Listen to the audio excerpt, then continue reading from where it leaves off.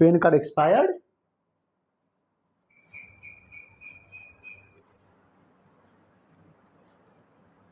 Pan card expired, why PAN card expired क्यों? जी हाँ, अब आप भी अपने पैन कार्ड को निर्धारित समय पर आधार से लिंक कर दें, वरना हो जाएंगे आप भी परेशान, क्योंकि आ गया है सरकार का अब नया रूल और आपका भी अब हो जाएगा पैन कार्ड निष्क्रिय। Hello everyone, welcome to student power. Guys, आज के इस वीडियो में जानेंगे आधार कार्ड को पैन कार्ड से लिंक करने का पूरा प्रोसेस, साथ ही जानेंगे लास्ट डेट क्या है पैन कार्ड को आधार कार्ड से लिंक करने का, और यदि आधार कार्ड से पैन कार्ड को लिंक नहीं करते हैं तो क्या होंगे दुष्परिणाम, उसकी पूरी स्टेप बाय स्टेप डिटेल जानेंगे आज की इस वीडियो में। लेकिन उससे पहले आप लोगों से छोटी सी रिक्वेस्ट है, यदि आप लोग चैनल पहली बार आए हैं प्लीज़ चैनल सब्सक्राइब और वीडियो को लाइक करना ना भूलें, क्योंकि आप एक लाइक और सब्सक्राइब से हमें मोटिवेशन मिलता है, जिसके लिए हम आप लोग के लिए कुछ नया करने की कोशिश करते रहते हैं। सो गाइस, बात करें फर्स्ट स्टेप की कि सरकार के द्वारा आधार से पैन कार्ड को लिंक करने का निर्धारित तिथि क्या है, तो वो तिथि है आपकी 30 जून। 30 जून तक आप सभी को आधार कार्ड से पैन कार्ड लिंक कर लेना है। अब बात करें सेकंड स्टेप की, यानी आप आधार कार्ड को पैन कार्ड से लिंक नहीं करते हैं तो उसके दुष्परिणाम क्या होने वाले हैं। तो बात करें आधार कार्ड से, अगर यदि आप पैन कार्ड को लिंक नहीं करते हैं तो उसके दुष्परिणाम की, तो आपका 30 जून जो लास्ट डेट दी गई, उसके बाद 1 जुलाई से आपका पैन कार्ड निष्क्रिय हो जाएगा, यानी आपका पैन किसी भी काम का नहीं रहेगा। और जिनके मन में ये है कि हम नया पैन कार्ड बनवा लेंगे, तो ऐसा कुछ नहीं है। एक बार आपका पैन कार्ड निष्क्रिय हो गया तो आपको बहुत लंबा प्रोसेस करना पड़ेगा उसको चालू करवाने के लिए, और दोबारा आपका पैन कार्ड नहीं बनता, ये आप सभी को जानकारी होनी चाहिए। एक बार पैन कार्ड बनता है लाइफ में, एक बार पैन कार्ड बन जाता है कि खो भी जाता है तो उसका निकाल लिया जाता है, लेकिन निष्क्रिय हो गया तो बहुत लंबा प्रोसेस हो जाएगा, प्लस आपको चार्ज भी ज़्यादा देना पड़ जाएगा। तो उससे बचें और 30 जून तक आप सभी लोग पैन कार्ड को अपने अपडेट कराएं। और बात करते हैं थर्ड स्टेप की, यानी जो हमारा पैन कार्ड से आधार कार्ड लिंक करने का पूरा प्रोसेस क्या है। तो उसके लिए आए चलते अपने मोबाइल या लैपटॉप की स्क्रीन पे और जानते हैं घर बैठे आप कैसे पैन कार्ड और आधार कार्ड से अपन लिंक कर सकते हैं, वो भी घर बैठे बिल्कुल मुफ्त।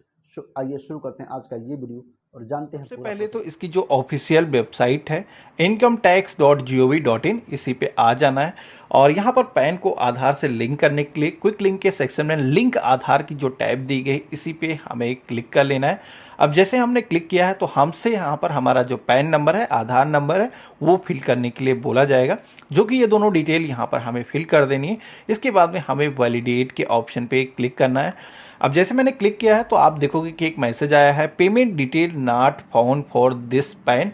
तो यहाँ पर बेसिकली कहने का मकसद ये है कि अब आपको पैन को आधार से लिंक करने के लिए ऑनलाइन 1000 रुपये का जो फीस का पेमेंट है, वो चालान का जो पेमेंट है ऑनलाइन करना होता है, और वो पेमेंट होने के बाद में ही आपका पैन आधार से लिंक हो पाता है। तो यहाँ पर पैन आधार को लिंक करने के लिए आप सभी को यहीं पर पेमेंट करने का ऑप्शन एक दिया गया है, कंटिन्यू टू पे थ्रू ई पे टैक्स। हमें इसी ऑप्शन पे क्लिक करना है। अब यहाँ पर टैक्स का पेमेंट करने का जो ऑप्शन है वो हाईलाइट हो चुका है, जिसमें कि हम अपना जो पैन नंबर है यहाँ पर फिल करेंगे। कंफर्म पैन के सेक्शन में रिपीट अपना जो पैन है कैपिटल लेटर्स में फिल कर देंगे। देन यहाँ पर हमें अपना जो मोबाइल नंबर है वो फिल करना है और यहाँ पर कंटिन्यू के ऑप्शन पे क्लिक करेंगे। अब जैसे मैंने इतना किया है तो आप यहाँ पर देखोगे कि हमारे फ़ोन पर एक OTP आएगा, वो OTP यहाँ पर हम फिल करेंगे। देन हम वेरीफाई के ऑप्शन पे क्लिक करेंगे। तो यहाँ पर आप देखोगे कि हमारा जो पैन से मोबाइल नंबर है वो वेरीफाई हो चुका है।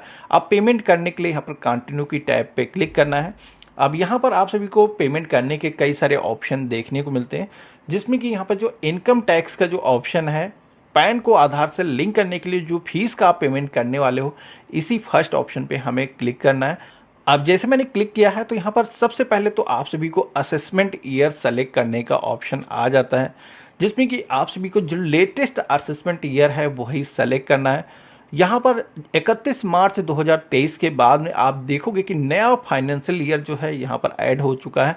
यहाँ पर 24-25 जो नया असेसमेंट ईयर है वो यहाँ पर ऐड हो चुका है।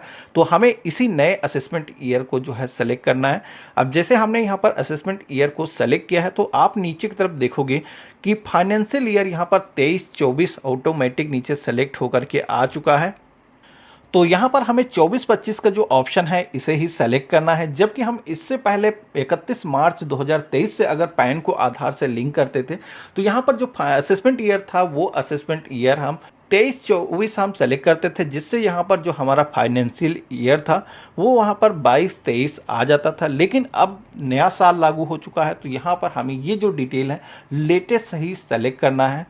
बाकी यहाँ पर टाइप ऑफ पेमेंट के सेक्शन में आना है। यहाँ पर अदर जो पेमेंट का ऑप्शन दिया गया है 500 वाला, यही हमें सेलेक्ट करना है और कंटिन्यू के ऑप्शन पे क्लिक करना है। इसके बाद नीचे की तरफ देखोगे तो यहाँ पर हमारा जो पेमेंट है वो कैलकुलेट होकर के आ चुका है। 1000 रुपये का जो फीस का पेमेंट है वो अभी हमें करना है पैन को आधार से लिंक करने के लिए।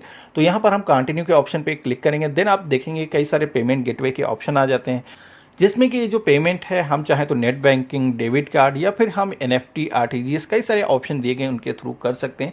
बाकी यहाँ पर आप सभी लोगों को ऑनलाइन पेमेंट करना है, वो भी किसी भी बैंक से, तो आपको यहाँ पर लास्ट में आ जाना है। एक पेमेंट गेटवे का ऑप्शन मिलेगा, जिस पे आप क्लिक करोगे तो आप सभी को यहाँ पर 4 पेमेंट गेटवे दिखाए जाते हैं, जिसमें कि आप सभी का बैंक खाता इन बैंक में हो या ना हो इससे कोई भी मतलब नहीं है। आप सभी का किसी भी बैंक में खाता होगा तो आप इस यहाँ पर पेमेंट कर पाओगे।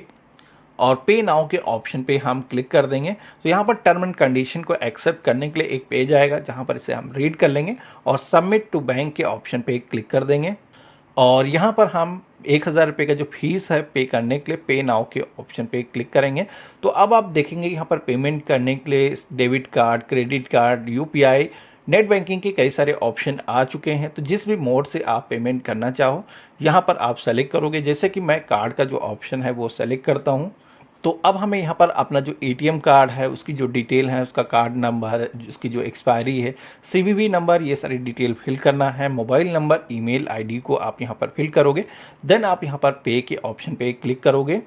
यहाँ पर आपने जो पेमेंट किया है उसकी जो है डिटेल नीचे की तरफ आपको देखने को मिल जाती है। अब यहाँ पर इतना करने के बाद में यहाँ पर हमारा पैन को आधार से लिंक करने का जो प्रोसेस है एक स्टेज हमने कंप्लीट कर लिया है। तो यहाँ पर आप सभी को 4 से 5 डेज का वेट करना होता है और पेमेंट करने के बाद में अब आप सभी को यहाँ पर लिंक आधार की टैब पे दोबारा से आना है।